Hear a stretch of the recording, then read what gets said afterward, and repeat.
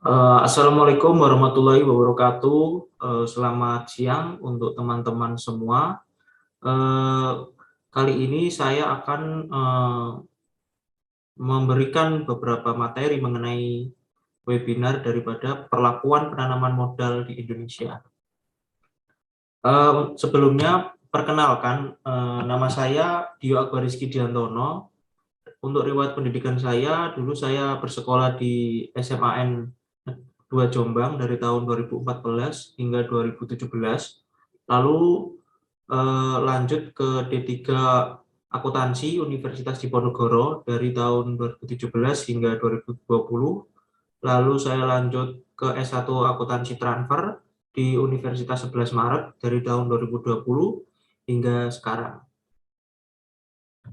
Nah, untuk yang pertama yaitu mengenai pengertian daripada penanaman modal. Nah, dasar hukum dari penanaman modal itu dijelaskan dalam Undang-Undang Nomor 25 Tahun 2007, yaitu tentang penanaman modal. Dalam pasal 1 dijelaskan mengenai pengertian dasar penanaman modal.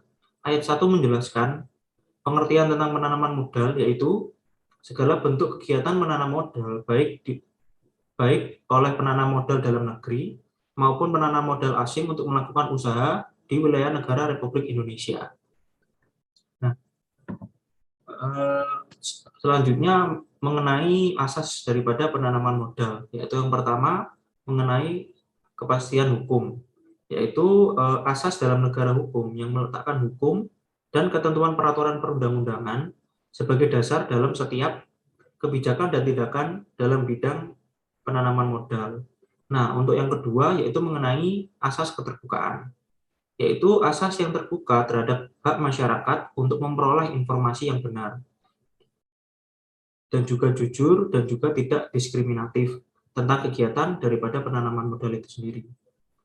Nah, lalu yang ketiga yaitu mengenai asas akuntabilitas, yaitu asas yang menentukan bahwa setiap kegiatan dan hasil akhir daripada penyelenggaraan penanaman modal ini harus dipertanggungjawabkan kepada masyarakat atau rakyat sebagai pemegang kedaulatan tertinggi negara sesuai dengan ketentuan peraturan dari perundang-undangan di Indonesia.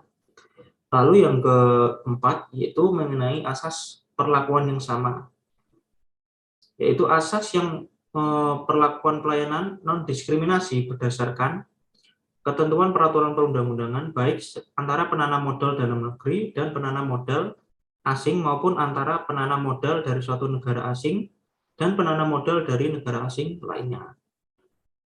Lalu selanjutnya yaitu mengenai asas kebersamaan, yaitu asas yang mendorong peran seluruh penanam modal secara bersama-sama dalam kegiatan usahanya untuk mewujudkan kesejahteraan rakyat di Indonesia.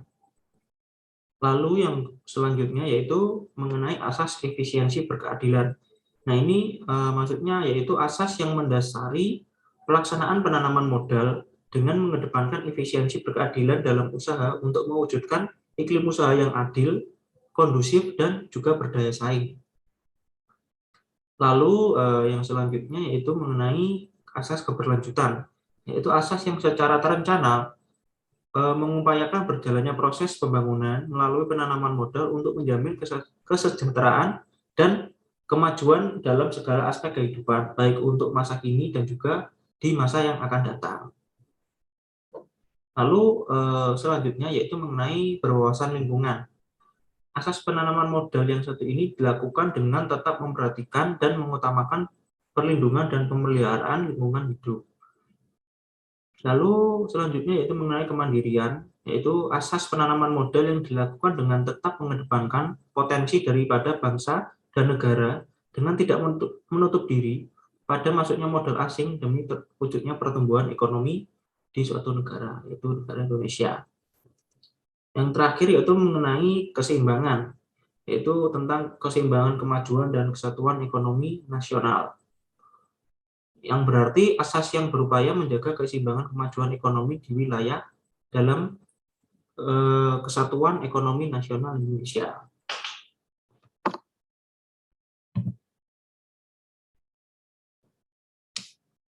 Lalu yang selanjutnya yaitu mengenai tujuan daripada penyelenggaraan penanaman modal. Yaitu yang pertama, kita bisa meningkatkan pertumbuhan ekonomi di suatu negara, yaitu ekonomi nasional. Lalu yang kedua, dengan adanya penanaman modal asing maupun dari dalam negeri, kita bisa menambah atau menciptakan lapangan kerja baru bagi masyarakat sekitar atau masyarakat di suatu negara. Lalu yang ketiga, dapat meningkatkan pembangunan ekonomi yang berkelanjutan untuk di satu negara. Lalu yang selanjutnya, meningkatkan kemampuan daya saing usaha nasional di kancah dunia. Lalu yang selanjutnya yaitu dapat meningkatkan kapasitas dan kemampuan daripada teknologi nasional karena adanya penanaman modal asing. Lalu yang terakhir yaitu dapat mendorong pembangunan ekonomi yang kerakyatan.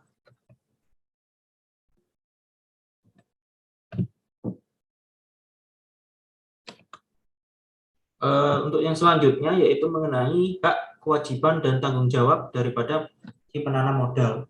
Yaitu yang pertama mengenai haknya, setiap penanam modal berhak mendapat yang pertama kepastian hak, lalu hukum, dan juga perlindungan.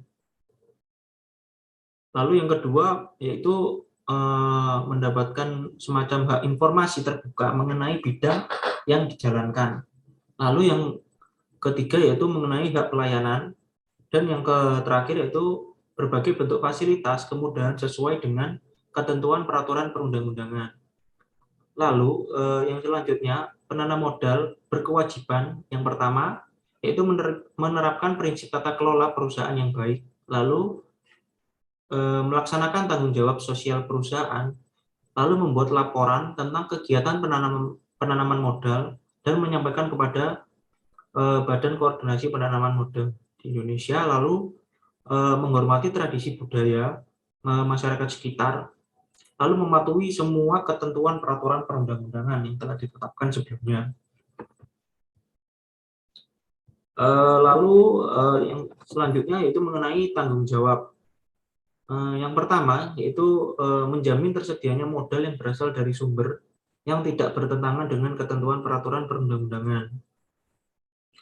Lalu selanjutnya menanggung dan menyelesaikan segala kewajiban dan kerugian jika penanaman modal menghentikan atau meninggalkan usahanya secara sepihak namun sesuai dengan undang-undang. Lalu yang ketiga yaitu menciptakan iklim usaha yang sehat dan menjaga kelestarian lingkungan hidup. Lalu juga menciptakan keselamatan, kesehatan, dan kenyamanan dan kesejahteraan daripada si pekerja di perusahaan tersebut.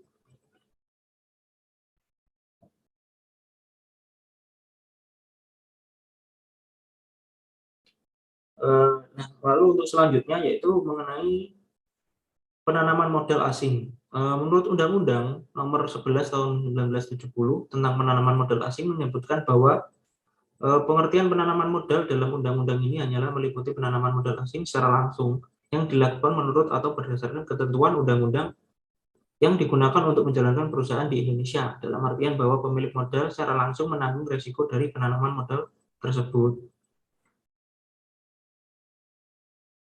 Dan juga terdapat mengenai pengertian modal asing dalam undang-undang, yaitu yang pertama alat pembayaran luar negeri yang tidak merupakan bagian dari kekayaan devisa Indonesia yang dengan persetujuan pemerintah digunakan untuk pembiayaan perusahaan di Indonesia. Lalu yang kedua, alat-alat untuk perusahaan termasuk penemuan-penemuan baru milik orang asing dan bahan-bahan yang dimasukkan dari luar ke dalam wilayah Indonesia, selama alat-alat tersebut tidak dibiayai dari kekayaan devisa Indonesia. Lalu yang terakhir, bagian dari hasil perusahaan yang berdasarkan undang-undang ini, ketentuan yang diperkenankan ditransfer tetapi dipergunakan untuk membiayai perusahaan di Indonesia.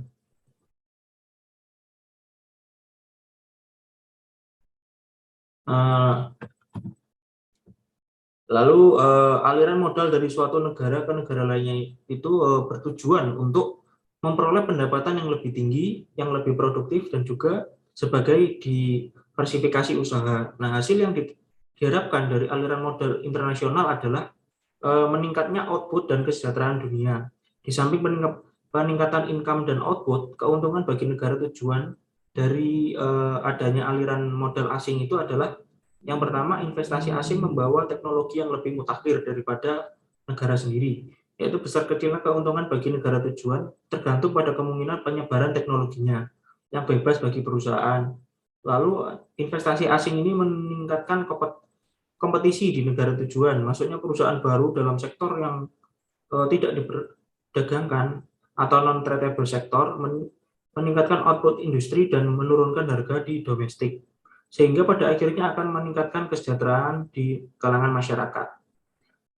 Lalu investasi asing ini dapat berperan dalam mengatasi kesenjangan nilai tukar dengan negara yang dituju. Nah, di sini terdapat dua bentuk daripada penanaman modal asing, yaitu yang pertama yaitu mengenai investasi portofolio. Investasi portofolio ini dilakukan melalui dengan cara pasar modal dengan instrumen surat berharga seperti saham ataupun obligasi. Nah, dalam investasi portofolio ini, dana yang masuk ke perusahaan yang menerbitkan surat berharga atau emiten belum tentu membuka lapangan kerja baru. Nah, sekalipun ada emiten yang telah mendapatkan dana dari pasar modal untuk memperluas usahanya atau membuka usaha baru, hal ini berarti pula membuka lapangan kerja. Namun tidak sedikit pula dana yang masuk ke emiten hanya untuk memperkuat struktur modal atau mungkin malah untuk membayar hutang dari bank. Nah, selain itu dalam proses ini tidak terjadi alih teknologi atau alih keterampilan manajemen karena hanya berupa daripada surat berharga tadi. Lalu yang kedua yaitu investasi langsung. Nah, investasi langsung atau disebut juga dengan penanaman modal asing atau PMA, ini merupakan bentuk investasi dengan jalan membangun, membeli total atau mengakuisisi perusahaan. Nah, penanaman modal asing PMA atau biasa disebut dengan Foreign Direct Investment atau FDI lebih banyak mempunyai kelebihan. Nah, selain sifatnya yang dapat permanen atau jangka panjang, penanaman modal asing ini dapat memberi andil atau manfaat secara lengkap ya. Karena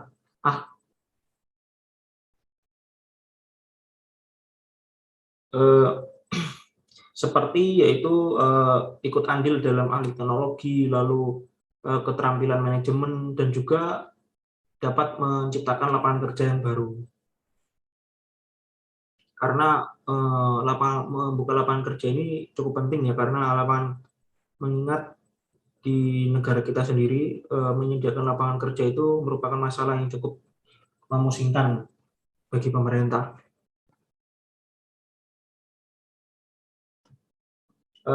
Penanaman modal asing hanya meliputi PMA secara langsung berdasarkan Undang-Undang Nomor 11 Tahun 1970, maka pemilik modal secara langsung menanggung risiko dari investasi tersebut. Di kalangan masyarakat, kata investasi memiliki pengertian yang lebih luas, karena dapat mencakup baik investasi langsung atau direct investment maupun investasi tidak langsung, portfolio investment. Sedangkan kata penanaman modal lebih mempunyai konotasi kepada investasi yang langsung. Penanaman modal baik langsung atau tidak langsung memiliki unsur-unsur adanya motif untuk meningkatkan atau setidaknya mempertahankan nilai modalnya. Nah, lalu dalam pasal 5 ayat 2 Undang-Undang Nomor 25 Tahun 2007 tentang penanaman modal telah ditentukan secara jelas tentang bentuk hukum perusahaan penanaman modal asing. Penanaman modal asing wajib dalam bentuk perseroan terbatas secara lengkap. Secara lengkapnya bunyi dari pasal 5 ayat 2 ini dari Undang-Undang Nomor 25 Tahun 2007 yaitu tentang penanaman modal. Penanaman modal asing wajib dalam bentuk perseroan terbatas berdasarkan hukum di Indonesia dan berkedudukan di wilayah negara Republik Indonesia, kecuali ditentukan lain oleh undang-undang. Unsur yang melekat dalam ketentuan ini itu meliputi yang pertama, bentuk hukum dari perusahaan penanam modal asing adalah perseroan terbatas atau PT. Lalu didasarkan pada hukum di Indonesia dan juga harus berkedudukan di wilayah NKRI ini.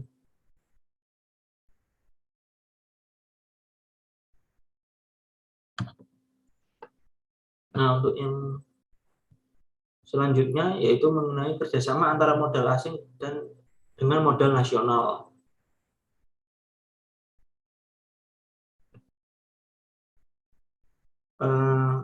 Untuk yang pertama yaitu bisa dilakukan dengan cara joint venture, yaitu merupakan sebuah kerjasama antara pemilik modal asing dengan pemilik modal nasional yang semata-mata berdasarkan suatu perjanjian belaka. Misalnya bentuk kerjasama antara Financial Associate, suatu badan hukum yang berkedudukan di Amerika Serikat, dengan PT Kalimantan Plywood Factory, yaitu suatu badan hukum di Indonesia untuk bersama-sama mengelola kayu di Kalimantan Selatan. Nah, kerjasama ini juga biasa disebut dengan Contract of Cooperation yang tidak membentuk suatu badan hukum Indonesia seperti persyaratan dalam pasal 3 Undang-Undang Penanaman Modal Asing. Berbagai macam corak atau variasi dari joint venture ini ditemukan dalam praktik aplikasi penanaman modal asing dan juga dikemukakan sebagai berikut. Untuk yang pertama yaitu technical assistant contract, yaitu sesuai bentuk kerjasama yang dilakukan antara pemilik modal asing dengan modal nasional sepanjang yang bersangkut paut dengan skill atau cara kerjanya, itu misalnya seperti perusahaan modal nasional yang ingin memajukan atau meningkatkan produksinya, membutuhkan suatu peralatan baru disertai dengan cara kerja atau metode kerja. Dalam hal demikian maka dibutuhkan atau diperlukan technical assistant dari perusahaan modal asing di luar negeri dengan cara pembayaran sejumlah uang tertentu yang dapat diambilkan dari penjualan produksi perusahaan yang bersangkutan. Yang kedua yaitu franchise atau brand use agreement, yaitu suatu bentuk usaha yang digunakan apabila suatu perusahaan nasional atau dalam negeri hendak memproduksi suatu barang yang telah mempunyai merek yang terkenal, yaitu seperti Coca-Cola, Pepsi-Cola, lalu McDonald, lalu KFC, dan sebagainya. Lalu ya, yang ketiga yaitu manajemen kontrak, yaitu suatu usaha kerjasama antara pihak modal asing dengan modal nasional menyangkut pengelolaan suatu perusahaan, khususnya dalam hal pengelolaan manajemen oleh pihak modal asing terhadap suatu perusahaan nasional. Misalnya yang lazim dipergunakan dalam pembuatan maupun pengelolaan hotel yang bertaraf internasional oleh pihak Indonesia diserahkan pada swasta luar negeri seperti Hotel Hilton Internasional, lalu Mandarin International Hotel, dan sebagainya. Lalu yang keempat yaitu bentuk build, operation, and transfer, yaitu suatu bentuk kerjasama yang relatif baru dikenal. Pada pokoknya merupakan suatu kerjasama antara pihak di mana suatu objek dibangun, dikelola, atau dioperasikan selama jangka waktu tertentu, lalu diserahkan kepada pemilik aslinya. Untuk yang kedua yaitu kerjasama joint enterprise. Joint enterprise ini merupakan suatu kerjasama antara penanam modal asing dengan penanam modal dalam negeri dalam bentuk suatu perusahaan atau badan hukum baru sesuai dengan diisyaratkan dalam pasal 3 Undang-Undang Penanaman Modal Asing. Joint enterprise merupakan suatu perusahaan terbatas yang modalnya terdiri dari modal dalam nilai rupiah maupun dengan modal yang dinyatakan dalam valuta asing. Lalu yang ketiga yaitu mengenai kontrak kerja. Pengertian kontrak kerja sendiri ini sebagai suatu bentuk usaha kerjasama antara penanam modal asing dengan modal nasional terjadi apabila penanaman modal asing membentuk badan hukum Indonesia dan badan hukum ini mengadakan perjanjian kerja sama dengan suatu badan hukum yang mempergunakan modal nasional. Bentuk kerjasama kontrak karya ini hanya terdapat dalam perjanjian kerja antara badan hukum milik negara atau BUMN, seperti yaitu kontrak karya antara PN Pertamina dengan PT Caltech International Petroleum yang berkedudukan di Amerika Serikat.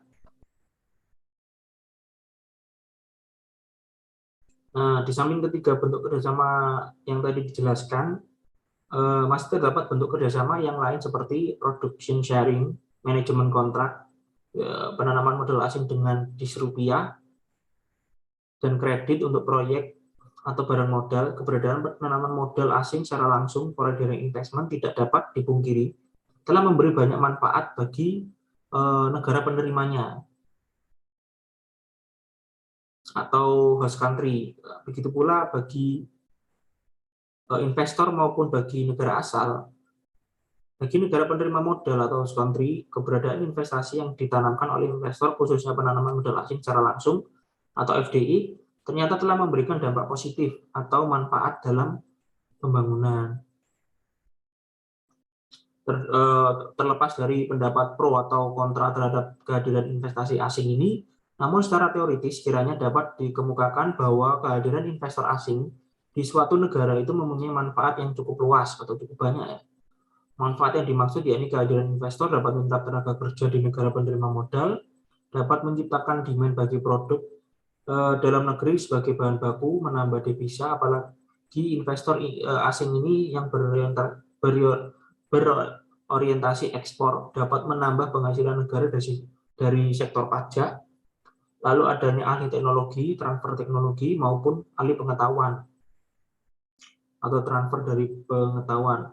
Dilihat dari sudut pandang yang terlihat bahwa kehadiran investor cukup berperan dalam pembangunan ekonomi dari suatu negara, khususnya pembangunan ekonomi di negara di mana FDI ini menjalankan aktivitasnya.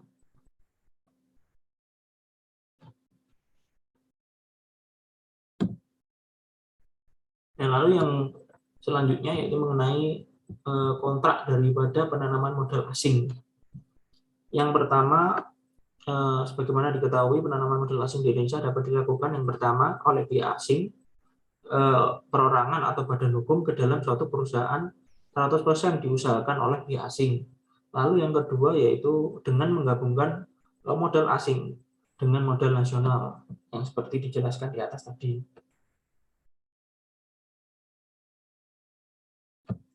Secara yuridis itu hal yang pertama itu tidak menimbulkan persoalan yang terlalu rumit karena sudah jelas bahwa bukan hanya modal akan tetapi kekuasaan dan pengambilan keputusan yang dilakukan oleh pihak asing sepanjang segala sesuatu itu memperoleh persetujuan dari pemerintah Indonesia atau selama kebijakan-kebijakannya ini tidak melanggar hukum dan ketertiban umum yang berlaku di Indonesia. Yang sulit untuk diatur adalah berbagai bentuk kerjasama antara modal asing dan modal nasional, sebab di sini kita harus benar-benar menghadapi berbagai variasi antara pertimbangan modal dan kekuasaan. Sehingga di sini kita harus lebih memperhatikan keadaan perusahaan yang sebenar-benarnya daripada hal perusahaan yang semata-mata bekerja dengan modal asing saja. Nah, untuk selanjutnya ada tahapan daripada penanaman modal itu sendiri. Yang pertama yaitu mengenai tahap persiapan. Pada tahap ini atau tahap persiapan yaitu mengajukan permohonan kepada BPKM tentang rencana penanaman modal asing, menyediakan data dari calon investor yang akan melakukan investasi PMA atau penanaman modal asing, itu memberikan informasi tentang bisnis yang dikerjakan, modal yang akan diinvestasikan, lalu rencana produksi, lalu proyeksi omsetnya, lalu jumlah tenaga kerja dan nama-nama pemegang saham dari calon perusahaan PMA ini. Bila permohonan rencana penanaman modal asing ini diterima, BKPM akan mengeluarkan izin prinsip atau IP yang menjadi dasar bagi untuk mengimplementasikan permohonan rencana PMA. Lamanya proses pengurusan izin ini bisa sekitar 4-7 hari. Lalu yang kedua yaitu tahap konstruksi, yaitu pada tahap ini tahap di mana merealisasikan rencana yang sudah dicantumkan di izin prinsip tadi.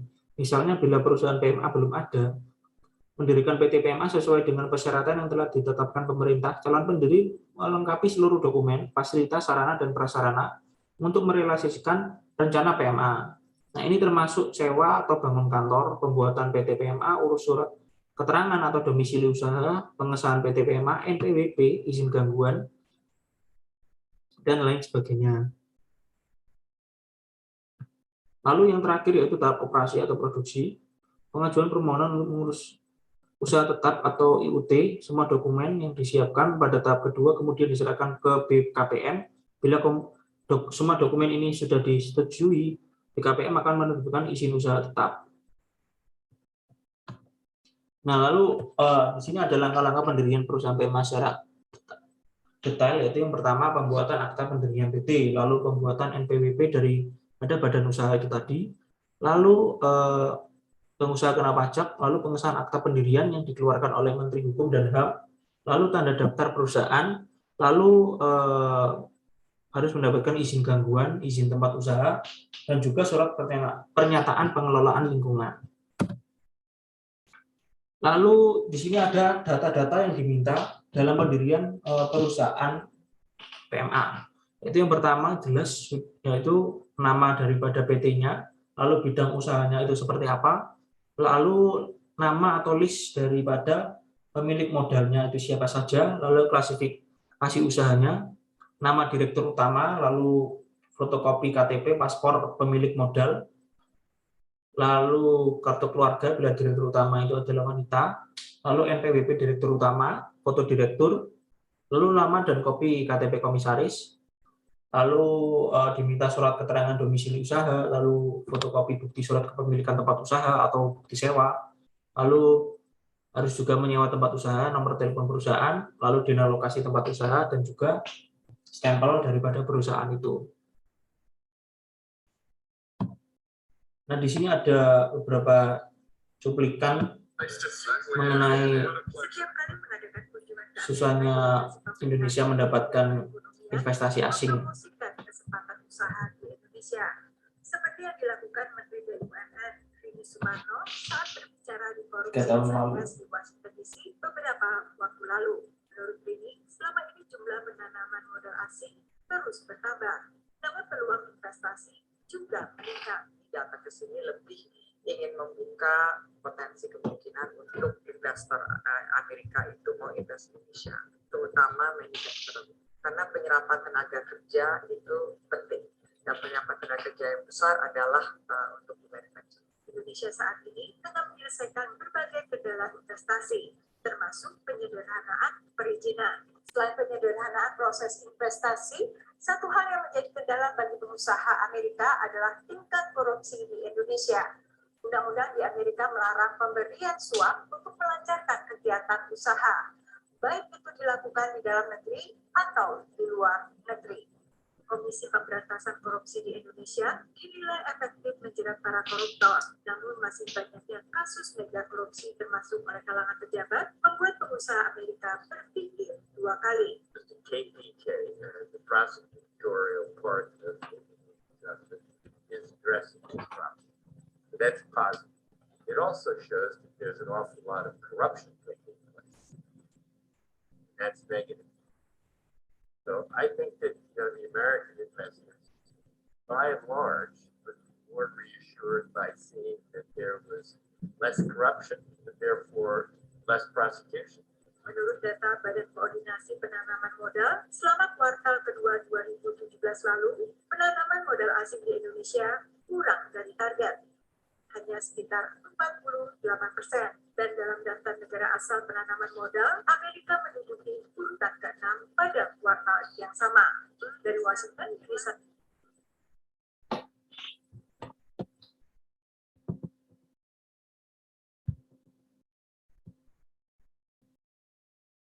Nah, itu tadi video mengenai bukti bahwa pemerintah Indonesia itu sulit sekali mendapatkan investor dari asing, karena negara kita sendiri yaitu Indonesia juga membutuhkan seperti lapangan pekerjaan, lalu alih teknologi dan sebagainya yang sudah dijelaskan tadi.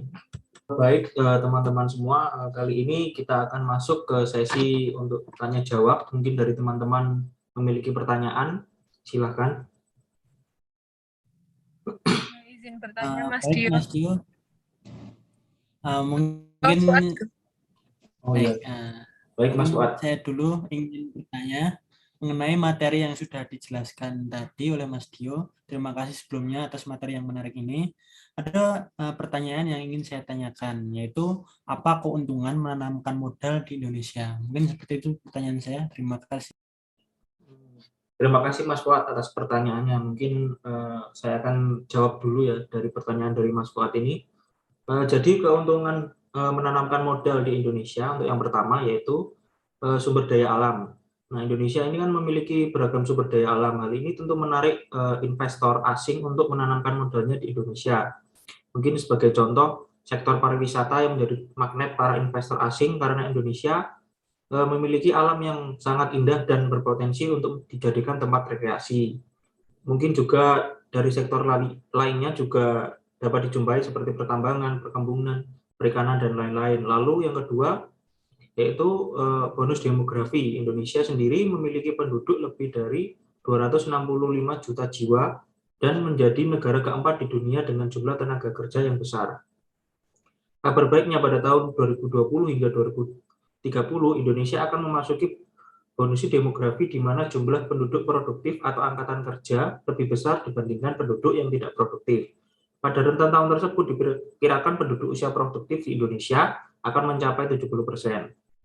Nah, ketersediaan tenaga kerja ini menjadi daya tarik Indonesia dalam menggait investor asing, bahkan biaya tenaga kerja di Indonesia itu relatif lebih rendah dibandingkan biaya yang dikeluarkan untuk tenaga kerja asing yang di negara lain. Lalu mungkin yang ketiga, keuntungannya yaitu mengenai fasilitas pajak.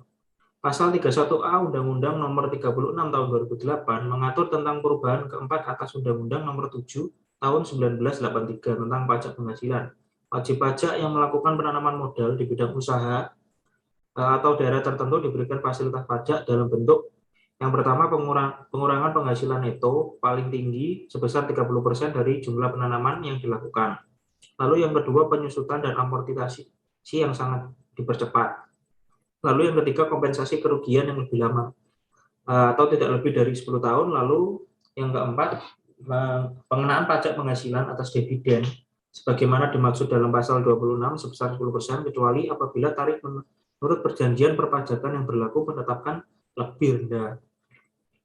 Lalu selanjutnya keuntungan selanjutnya mengenai fasilitas keimigrasian berdasarkan pasal 4 huruf F Peraturan Badan Koordinasi Penanaman Modal Nomor 6 Tahun 2018 tentang penanaman modal dan tata cara perizinan dan fasilitas penanaman modal, investor asing diberikan fasilitas keimigrasian yang berupa yang pertama rekomendasi pemberian visa tinggal terbatas bagi pemegang saham, lalu yang kedua rekomendasi alih status izin tinggal kunjungan menjadi izin tinggal terbatas, lalu yang ketiga rekomendasi alih status izin tinggal terbatas menjadi izin tinggal tetap. Lalu keuntungan yang selanjutnya yaitu iklim investasi. Meskipun kondisi perekonomian global masih penuh tantangan, Indonesia terus berupaya untuk mewujudkan iklim ekonomi dan investasi yang sehat. Salah satu upaya yang diberikan pemerintah Indonesia yaitu adanya Undang-Undang Nomor 11 Tahun 2020 tentang Cipta Kerja yang mana memuat peraturan mengenai penyederhanaan persyaratan investasi. Selanjutnya pada beberapa sektor usaha tertentu terbuka kemungkinan diperbolehkannya investor asing untuk menanamkan modal sebesar 100%. Hal-hal seperti ini dapat membantu menarik minat penanaman modal asing untuk berinvestasi di Indonesia. Lalu yang terakhir yaitu pasar domestik. Pasar domestik ini sendiri adalah seluruh kegiatan perdagangan yang berlangsung di suatu negara di luar ekspor dan impor.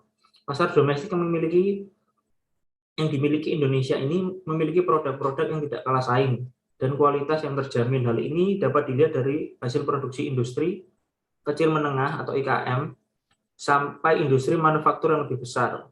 Maka dari itu pasar domestik Indonesia sangat mampu memberikan imbal hasil positif kepada investor. Nah, dari penjelasan tadi dapat disimpulkan bahwa penanaman modal asing atau PMA tidak hanya menguntungkan negara yang diberikan modal, tetapi juga bagi para pihak investor asing. Semakin banyak investor asing yang tertarik untuk menjalankan bisnisnya di Indonesia, semakin banyak pula tenaga kerja yang terserap dan berujung kepada meningkatnya perekonomian di Indonesia. Kurang lebih seperti itu, Mas Wak, jawabannya. Baik, terima kasih Mas Dio atas jawaban. Mungkin ada pertanyaan lain. Izin bertanya Mas Dio, Oh iya, Mbak. bisa dijelaskan bagaimana kedudukan dan bentuk badan usaha dalam melakukan penanaman modal di Indonesia? Dan bisa dijelaskan juga bidang usahanya apa saja? Terima kasih. Baik, izin saya menjawab. Jadi bentuk badan usaha dan kedudukan itu sudah dijelaskan dalam Undang-Undang Nomor 25 Tahun 2007. Pasal 5 dalam bab 4, badan usaha diklasifikasikan sebagai berikut. Yang pertama, penanaman modal dalam negeri dapat dilakukan dalam bentuk usaha yang berbentuk badan hukum. tidak berbadan hukum atau usaha perseorangan sesuai dengan ketentuan peraturan perundang-undangan. Lalu yang kedua, penanaman modal asing wajib dalam bentuk perseroan terbatas berdasarkan hukum di Indonesia dan berkedudukan di wilayah negara Republik Indonesia, kecuali ditentukan lain oleh undang-undang itu sendiri. Lalu yang ketiga, penanaman modal dalam negeri dan asing yang melakukan penanaman modal dalam bentuk perseroan terbatas dilakukan dengan mengambil bagian saham pada saat pendirian perseroan terbatas, lalu membeli saham dan melakukan cara lain sesuai dengan ketentuan peraturan perundang-undangan. Lalu untuk bidang usahanya, semua bidang usaha atau jenis usaha terbuka bagi kegiatan penanaman modal, kecuali bidang usaha atau jenis usaha yang dinyatakan tertutup atau terbuka dengan persyaratan. Bidang usaha atau jenis usaha yang tertutup dan yang terbuka dengan persyaratan ditetapkan melalui peraturan presiden disusun dalam suatu daftar yang berdasar standar klasifikasi tentang bidang usaha atau jenis usaha yang berlaku di Indonesia, yaitu klasifikasi berdasarkan klasifikasi baku lapangan usaha Indonesia atau KBRI dan International Standard for Industrial Classification. Lalu bidang usaha yang tertutup bagi penanaman modal asing itu contohnya seperti bidang usaha di produksi senjata, mesin, alat peledak, dan peralatan perang. Dan juga bidang usaha secara eksplisit dinyatakan tertutup berdasarkan undang-undang itu sendiri. Kurang lebih seperti itu, Mbak. Jawabannya.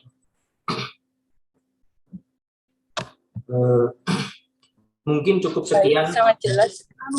Oh iya, Mbak. Mungkin cukup sekian dari webinar saya pada siang hari ini. Jika ada salah kata atau perbuatan, saya mohon maaf. Sekian. Wassalamualaikum warahmatullahi wabarakatuh. Terima kasih, teman-teman.